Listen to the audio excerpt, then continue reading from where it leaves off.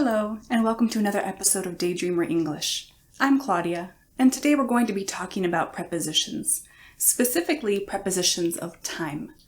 The three most common are in, on, and at. Let's start with the preposition in. We're going to see three short video clips that use this preposition. See if you can understand the meaning. I figure you were born in 1918, 49 years ago. I'm 43.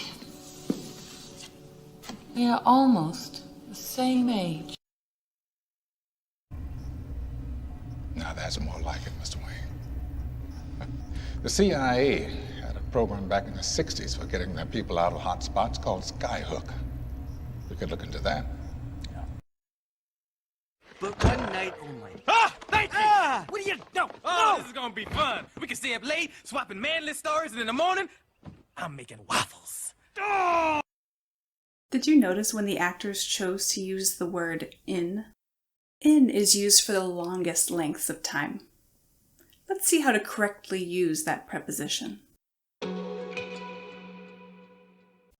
In is used before millennia, centuries, decades, years, months, and general times of day. For example, technology has advanced in the 21st century. The 21st is the century. He was born in 1971. 1971 is the year. My daughter graduates in June. June is the month. I like to jog in the morning. Morning is the general time of day. The next preposition of time is on. Let's watch a few clips to see how on can be used in connection with time. Let me ask you something. When you come in on Monday and you're not feeling real well, does anyone ever say to you, sounds like someone has a case of the Mondays? There was only one night game a year. On the 4th of July, the whole sky would brighten up with fireworks, giving us just enough light for a game. My boyfriend is coming. Of course, today's Monday. I always drive the car on Saturday, never drive on Monday. What is this? Who is this guy? I don't know, she jumped into the car. Based on the clips we just saw, did you notice anything different about the use of the preposition on? Let's learn how to use on. On is used before specific dates and days of the week. For example, the meeting will be on October 12th. October 12th is the specific date. I am going to a party on Friday. Friday is the day of the week. I went to Mexico on July 8th, 2022. July 8th, 2022 is the specific date. The last preposition we will discuss today is at. Let's watch a few clips to see how at can be used. I love that you get a little crinkle above your nose when you're looking at me like I'm nuts. I love that after I spend a day with you, I can still smell your perfume on my clothes. And I love that you are the last person I want to talk to before I go to sleep at night. Fraulein, is it to be at every meal or merely at dinner time that you intend leading us all through this rare and wonderful new world of indigestion? Dad, you're gonna have to use the machine gun! Get it ready! 11 o'clock!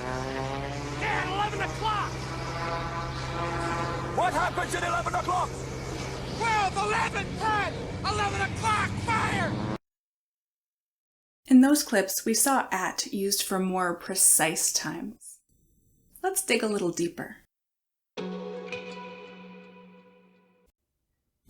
At is used before specific times, specific phrases of time, such as at night, at dinner time, at breakfast time, and at lunchtime.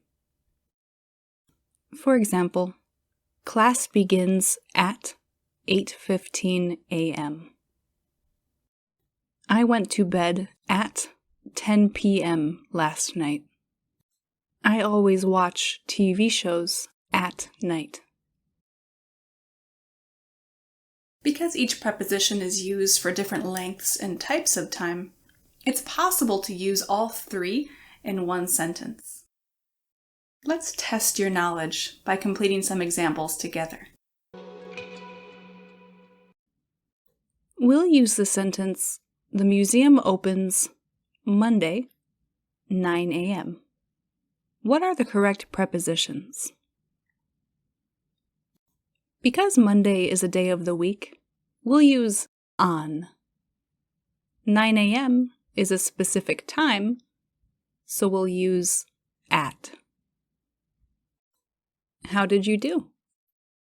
Let's try another one. We were married 12 p.m. of Friday, 1986. 12 p.m. is a specific time, which makes the preposition at. Next, Friday is a day of the week, so we'll use on. Finally, 1986 is a year, so the preposition is in. Hopefully you were able to choose the correct preposition, and if not, don't worry. Prepositions are confusing, and they take practice to learn.